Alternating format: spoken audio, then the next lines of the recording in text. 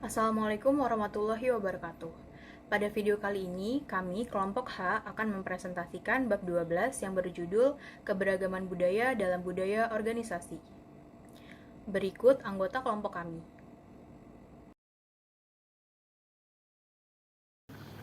Baik, selanjutnya saya akan membahas tentang keberagaman budaya di dalam organisasi. Nah, yang pertama itu ada perspektif organisasi terhadap keberagaman menurut Moret di tahun 1992 itu ada 4. Yang pertama itu ada buta terhadap keberagaman organisasi, yang artinya tidak peduli atau kayak tidak punya aturan untuk mengelola keberagaman. Kemudian yang kedua itu adalah memusuhi keberagaman di dalam organisasi, yaitu maksudnya berusaha untuk menyeragamkan, kayak menyamakan semua orang dan menekan adanya perbedaan. Kemudian yang ketiga itu ada naif terhadap keberagaman organisasi. Jadi maksudnya sadar bahwa keberagaman itu positif, tapi nggak punya kemampuan untuk menghadapi masalah yang muncul dari keberagaman tersebut. Kemudian yang keempat, ada integrasi keberagaman organisasi, yaitu mengelola keberagaman secara realistis dan juga membantu karyawan untuk mengembangkan keterampilan supaya bisa berkomunikasi dan juga bekerja sama dengan atau secara efektif. Selanjutnya itu ada mengelola keberagaman dalam lingkungan yang global. Nah, perkembangan bisnis internasional itu sangat dipengaruhi oleh globalisasi. Dan globalisasi perusahaan itu berkaitan erat banget sama keberagaman budaya organisasi. Dan hal ini tuh juga sangat terkait dengan proses internasionalisasi. Internasionalisasi itu adalah proses ekspansi perusahaan ke beberapa negara atau ke banyak negara. Kemudian selanjutnya ada budaya manajemen dan perusahaan multinasional. Nah, globalisasi ekonomi itu membuat perusahaan harus bisa berhadapan dengan berbagai macam perbedaan budaya. Kalau menurut Steinman dan juga Scherrer pada tahun 2000, hal ini tuh menimbulkan tantangan bagi manajer khususnya itu untuk memahami bagaimana sih orang-orang yang dari berbeda budaya itu ketika berinteraksi. Di sini ada 3 jenis budaya manajemen yang ditemukan di perusahaan multinasional menurut Terry pada tahun 2002. Yang pertama, budaya manajemen dominan dari negara asal. Jadi contohnya tuh kalau misalkan perusahaan Amerika itu menerapkan gaya manajemen khas dari negara Amerika. Kemudian yang kedua, ada budaya manajemen transnasional perusahaan induk. Jadi maksudnya perusahaan induk itu menciptakan budaya khusus dengan nilai-nilai tertentu yang berlaku di semua cabang. Kemudian yang ketiga, ada budaya manajemen minimal, yaitu perusahaan akan memberi kebebasan yang luas kepada setiap negara untuk bisa menyesuaikan dengan budaya nasional atau budaya lokalnya. Dan di dalam praktik ketiga jenis budaya manajemen tersebut, perusahaan multinasional itu harus menjalankan 2 peran sekaligus, yaitu ada peran integrasi dan yang kedua ada peran adaptasi.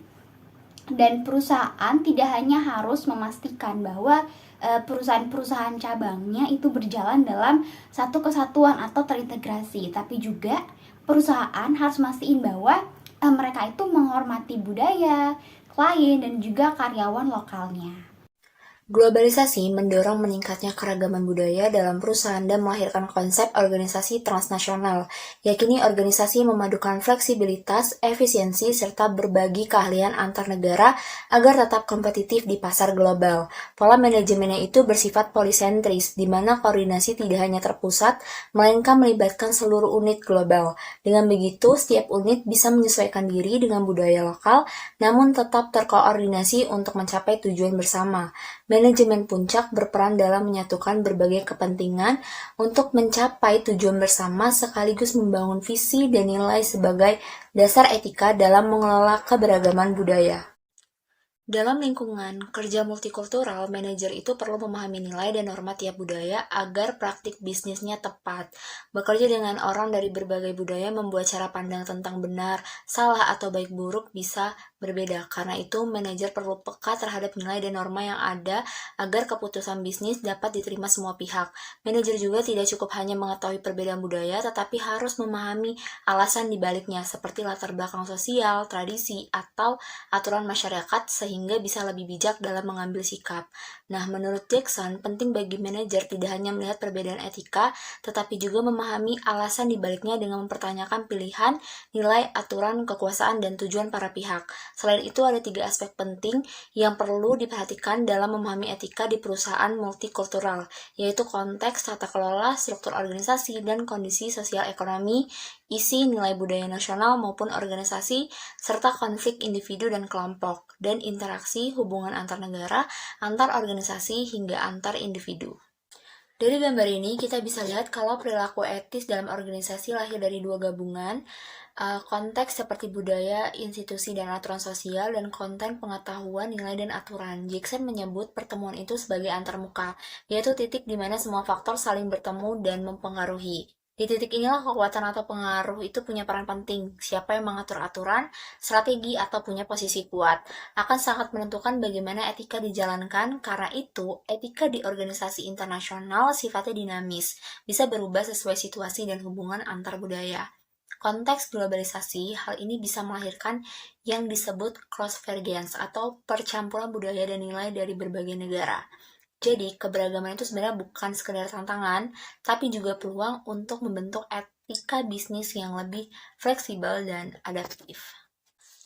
Apa itu perilaku korupsi? Kalau kita bicara tentang perilaku korup, intinya adalah penyalahgunaan wewenang yang dipercayakan untuk keuntungan pribadi. Nah, masalahnya dalam konteks organisasi transnasional, batasan itu nggak selalu jelas. Misalnya dalam beberapa budaya, memberi hadiah atau jamuan makan dianggap sebagai bentuk penghormatan atau cara membangun relasi. Tapi di budaya lain, hal itu bisa dipandang sebagai bentuk suap. Transparansi internasional ini mendefinisikan korupsi sebagai penyalahgunaan kekuasaan untuk kepentingan pribadi, dan definisi ini jadi acuan dasar. Tapi kenyataannya, praktik di lapangan itu berbeda-beda sesuai norma budaya. Jadi tantangannya adalah bagaimana organisasi transnasional itu bisa membedakan mana yang sekedar tradisi budaya, mana yang benar-benar melanggar etika, terutama karena belum ada standar etika global yang seragam. Baik, selanjutnya keberagaman dan kompetensi transkultural dalam organisasi. Keberagaman menurut Gomez-Mejia tahun 2001 adalah karakteristik manusia yang membuat orang berbeda satu sama lain. Ada yang sulit dikendalikan, yaitu adanya ras, usia, jenis kelamin, dan ada yang bisa dipengaruhi, yaitu pendidikan, pekerjaan, dan latar belakang. Dalam organisasi, keberagaman bisa menimbulkan kesalahpahaman, konflik, atau hambatan kerjasama, sehingga manajemen yang baik sangat diperlukan. Next, dalam konteks organisasi transnasional, menurut Adler tahun 2002 menjelaskan bahwa keberagaman budaya bisa menjadi masalah maupun keuntungan. Apa aja sih masalah dan keuntungan itu? Masalahnya itu muncul dalam adanya komunikasi yang tidak baik, integrasi, serta penerapan praktik bisnis yang seragam tanpa memperhatikan perbedaan budaya. Namun di lainnya itu ada keberagaman juga memberi keuntungan, yaitu organisasi lebih fleksibel, kreatif, peka terhadap kebutuhan konsumen, dan terbuka pada ide baru. Dengan pengelolaan yang tepat, keberagaman budaya dapat mendukung strategi internasionalisasi dan meningkatkan kinerja organisasi. Next, kompetensi transstruktural. Dalam mengelola keberagaman dalam organisasi internasional, itu membutuhkan kompetensi transstruktural, yaitu kemampuan menyelesaikan komunikasi, negosiasi, dan kepemimpinan dengan konteks budaya setempat. Kompetensi ini tidak bisa hanya dibangun dari daftar aturan praktis mengenai apa yang boleh dan tidak boleh dilakukan, karena pendekatan seperti itu terlalu sederhana, cenderung etnosentris, dan seringkali tidak relevan di luar budaya asalnya. Nah, manajer itu justru perlu menyadari preferensi budaya mereka sendiri, kemudian menyesuaikan gaya kerja dengan budaya lain secara fleksibel. Menurut Trompenars dan Williams tahun 2000 itu kunci kompetensi transkultural adalah rekonsiliasi, yaitu mendamaikan nilai dan cara kerja yang tampak bertentangan antara budaya asal dengan budaya tujuan. Nah, kompetensi ini tuh terbukti berkaitan erat dengan keberhasilan manajer dalam penugasan. penugasan internasional, terutama bagi mereka yang memiliki pengalaman bekerja lintas budaya dan memimpin tenaga kerja yang beragam. Nah, dengan demikian, keberhasilan manajer internasional tidak hanya ditentukan oleh pengetahuan teknis, tetapi juga oleh keterampilan mereka dalam menjembatani perbedaan budaya. Selanjutnya, saya akan menjelaskan mengenai kompetensi hiperkultural. Dalam kerangka kerja, kompetensi yang mereka sebut sebagai desa global masa kini, Trompenaars dan Williams menekankan pentingnya kompetensi hiperkultural. Kompetensi ini mencakup kemampuan menghadapi beragam tantangan saat berinteraksi dengan berbagai pemangku kepentingan. Maak dan Ples mengidentifikasi beberapa tantangan utama, seperti memimpin individu dengan latar belakang lokal maupun global dalam lingkungan yang inklusif, mengelola perbedaan nilai dan kepentingan etis, serta mempertimbangkan dampak perusahaan terhadap masyarakat dan lingkungan. Sebelum mencapai kompetensi hiperkultural, manajer perlu menguasai dua kemampuan dasar, yaitu kompetensi lintas budaya, yakni kemampuan beradaptasi dengan lebih dari satu sistem budaya secara sensitif dan tepat, serta kompetensi antar budaya, yaitu kemampuan berkomunikasi dan berkolaborasi secara efektif dengan individu dari budaya yang berbeda sambil tetap menghargai sudut pandang lain. Selanjutnya yaitu kompetensi intrakultural. Kompetensi intrakultural menurut Trompenaars dan Williams merujuk pada kemampuan memanfaatkan keberagaman budaya maupun etnis dalam sebuah tim. Dalam era internasionalisasi, keberagaman justru semakin penting dan menjadi faktor yang perlu dikelola dengan baik. Perusahaan membutuhkan manajer yang tidak hanya mampu beradaptasi dengan situasi lintas budaya, tetapi juga bisa menjadikan keberagaman sebagai keunggulan kompetitif. Untuk itu, manajer perlu memiliki perangkat dan metode kerja yang mendukung pengembangan kompetensi lintas budaya. Lebih jauh, kompetensi antar budaya bukan hanya tanggung jawab ekspatriat, melainkan juga setiap manajer yang bekerja dalam tim multikultural. Tantangan berikutnya adalah bagaimana kompetensi ini dapat diperoleh dan terus dikembangkan. Selanjutnya yaitu kesimpulan. Pada bab ini menekankan pentingnya kemampuan manajer perusahaan multinasional dalam mengelola keberagaman budaya secara efektif untuk mendukung keuntungan perusahaan. Tantangan utama yang dihadapi adalah bagaimana manajer dapat menghargai nilai-nilai lokal di setiap anak perusahaan, namun tetap menjaga agar unit tersebut menjadi bagian integral dari organisasi global.